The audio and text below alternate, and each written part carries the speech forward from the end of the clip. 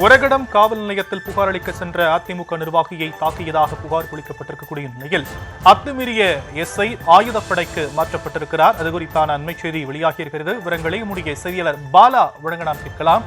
பாலா, அங்கு என்ன நடந்தது? நிச்சயமாக காஞ்சிபுரம் மாவட்டம் ஒரகடம் அடுத்த பணப்பாக்கம் கிராமத்தை சேர்ந்தவர் ரவி. இவர் அதிமுகவில் மாவட்ட அம்மா பேரவை இணைச் செயலாளராக பதிவு வைத்திருக்கிறார். இந்த நிலையில் விபத்து தொடர்பாக ஒரகடம் காவல் நிலையத்தில் புகார் கொடுக்க நேற்று அதிமுக நிர்வாகி ரவி ஒரகடம் காவல் நிலையம் சென்றுள்ளார். அப்போது காவல் நிலைய நுழைவாயிலில் வரவேற்பு பகுதியில் இருந்த எஸ்ஐ சிலம்பரசன் ரவியை அழைத்து புகார் தொடர்பாக விசாரித்துள்ளார். மேலும் ஏன் என்னை சந்திக்காமல் காவல் ஆய்வாளரை சந்தித்தீர்கள் என கேட்டு ரவியுடன் வாக்குவாதம் செய்தார். அப்போது இருவருக்கும் இடையே வாக்குவாதம் முற்றியது. அந்த சமயத்தில் எஸ்ஐ சிலம்பரசன் ரவியை ஆபாசமாக பேசி அவரது முகத்தில் சரமாரியாக தாக்குதல் நடத்தினார். இந்த சம்பவத்தை புகார் அளிக்க சென்ற உடன் இருந்த இளைஞர்கள் சிலர் வீடியோ எடுத்து அதை சமூக வலைதளத்தில் பரப்பினர். மேலும் தாக்குதலுக்கு ஆளான ரவி தனியார் மருத்துவமனையில் அனுமதிக்கப்பட்டு முதலுதவி சிகிச்சை பெற்று வீடு திரும்பியுள்ளார்.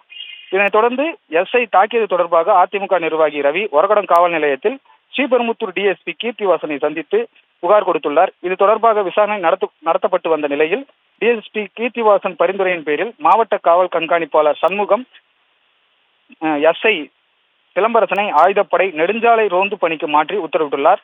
அதிமுக நிர்வாகியை தாக்கிய எஸ்ஐ ஆயுதப்படைக்கு மாற்றப்பட்ட சம்பவம் காவல்துறை வட்டாரத்தில் பரபரப்பை ஏற்படுத்தியுள்ளது.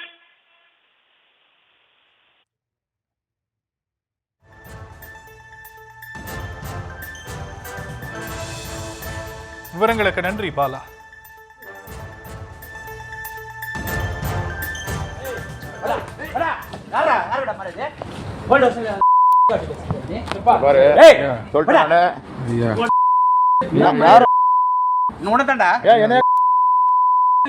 கை காட்டி பேசுங்க. பேசுறேன் பேசுறேன்.